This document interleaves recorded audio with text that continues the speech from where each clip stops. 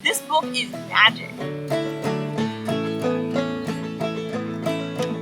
In the past few months, I have tried to read several nonfiction books, all of which I was excited to read, and all of which I didn't really like. So why don't I really like reading nonfiction? Honestly, it just kind of feels repetitive, and oftentimes like I'm wasting my time. Like, instead of reading this long nonfiction book, I could have just read a small summary of the nonfiction book and gotten the same information, because it always feels so repetitive and I just get bored.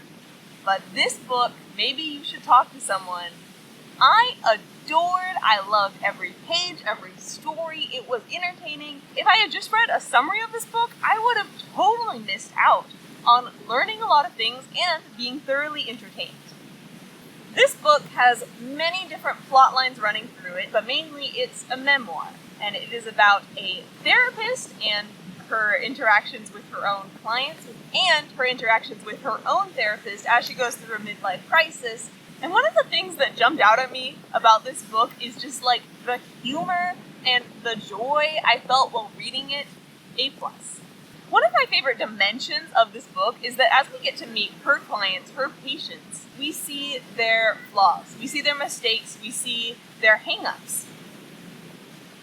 And Lori, the author, lays it out for us. We get to see exactly what their problem is, what the solution might be, her thoughts as their therapist on their problems. And then we get to turn around and see her making those same mistakes with her own therapist and in her own life. And that dimension of it, it was so amazing. Because one, I really felt like I was learning about therapy and about psychology, because I got to apply my own knowledge in kind of diagnosing her own behavior. And then two, it just made it feel so human. Like, even though she, as a therapist, knows exactly what these mistakes are, knows how people make them, know why people make them, knows all the things, she still makes these mistakes because they're just so easy to make and they're part of being human. And it made me connect and empathize with her so much more, that she isn't this awesome, perfect therapist figure who has her life figured out. She's just as confused as everyone else. Even if she knows all the definitions and the words for things, it's not like that suddenly makes you self-actualized. Or we see her in little moments where she's saying, like, I don't understand why people get so uncomfortable when I say I'm a therapist, and then they make some awkward joke about, like, oh, hopefully you don't psychoanalyze me. And she's like, I don't always psychoanalyze people. And then, of course, in her narration, as she's meeting new people and as she's interacting with, like, her own son, she's constantly being a therapist in that therapist mindset. And that was super entertaining to just see the way she thinks and kind of adopt that in myself as I analyze her. And one of the other gems of this book is that we get to see so many different people with so many different problems and issues.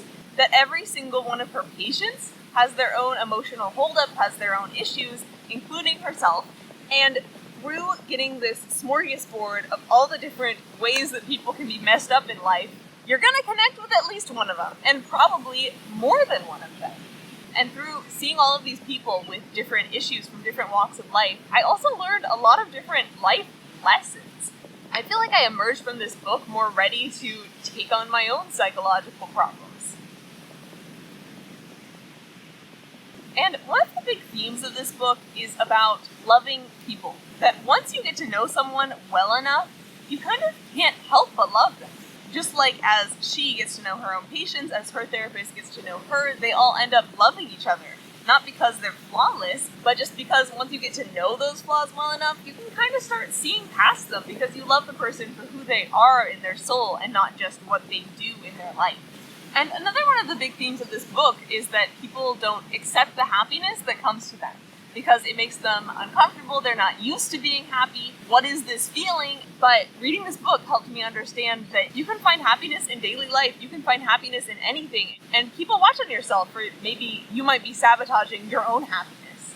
I've never been to therapy, but this book kind of made me want to go to therapy just because it made it seem like so much fun to emotionally torture yourself and dive into your own psyche and figure out what your problems are. Like, this book is magic. This book made me want to learn more about this. This book made me fall in love with therapy, even though I've never been. And the magic of this book is that it's an invitation for self-help. It's not a self-help book. It's a funny memoir that's entertaining and will make you so attached to all these different characters and plot lines. But it's also an invitation to look inside yourself and ask yourself if you need therapy and in what ways you need therapy and what your own emotional holdups are. In what ways are you sabotaging your own happiness and jailing yourself? And because of that, I would recommend this book to literally everyone.